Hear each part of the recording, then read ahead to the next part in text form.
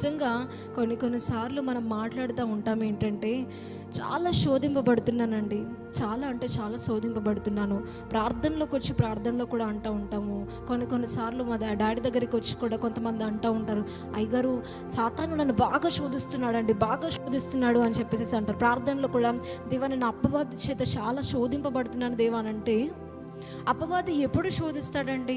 మనం ఒకదానికి అవకాశం ఇచ్చినప్పుడే కదా శోధిస్తాడు. దేవుడు వద్దు అన్నా కానీ బాగుంటుందేమో, ఏం కాదు, మనం అక్కడికి వెళ్ళిన తర్వాత నేను వెళ్తానా, జస్ట్ అలా చూసి వస్తాను అంతే, దాని గురించి అలా తెలుసుకొని వస్తాను అంతే అని అంటాము. కానీ అందులోనే మనం మునిగిపోతామండి. హల్లెలూయా.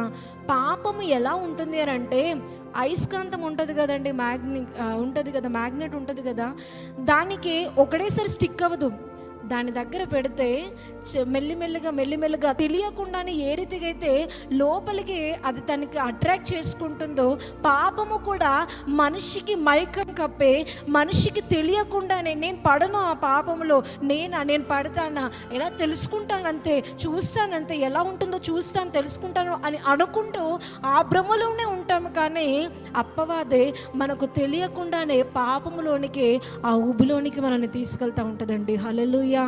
అందుకే దేవుని యొక్క వాక్యం సెలవిస్తుంది ఏంటంటే, ప్రతి ఒక్కడు తన దురాశల చేత ఈర్వబడి మరలు కొల్పబడిన వాడే శోధింపబడును అని చెప్పేసి అంటూ ఉంటాడండి. హల్లెలూయా. తప్పంతా అపవాదిది కాదు, మనం అపవాదికి అవకాశం ఇస్తేనే అపవాది మనల్ని శోధించడం అనేది జరుగుతుంది. నేను ఆల్రెడీ చెప్పాను, ఒక మెసేజ్ని నేను చెప్పినప్పుడు, నిజంగా దేవుని ఆత్మకైనా దురాత్మకైనా మనం అవకాశం ఇవ్వందే మనలోనికి ఏది ఎంటర్ అవ్వదండి. హల్లెలూయా. అభిషేకాన్ని తొలగించుకునే ప్రవర్తన కానీ, అభిషేకాన్ని తొలగించుకునే ఆలోచనలే కానీ, అభిషేకాన్ని తొలగించుకునే ఆలోచనలు ప్రణాళికలో మనం ఎప్పుడైతే కలిగి ఉంటామో ఆటోమేటిక్గా దేవుని ఆత్మ మనలో నుండి వెళ్ళిపోతూ ఉంటుందండి. హల్లెలూయా. ఆటోమేటిక్గా మనం ఎవరికి అవకాశం ఇచ్చినట్టు అవుతామో, దురాత్మకు అవకాశం ఇచ్చినట్టు. ఇప్పుడు మనం చెప్పండి, ఇప్పుడు తప్పు ఎవరిది? అవకాశం ఇచ్చిన మనం తప్ప, లేకపోతే అపవాది తప్ప?